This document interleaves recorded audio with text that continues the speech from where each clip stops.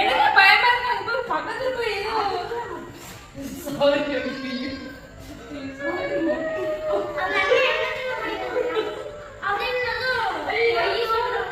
நம்ம சேனலோட சப்ஸ்கிரைபர் திருச்செங்கோடில் இருக்கிற அருண் என்பவர் வீட்டுக்குள்ளே தான் இந்த பாம்பு வந்துருச்சு.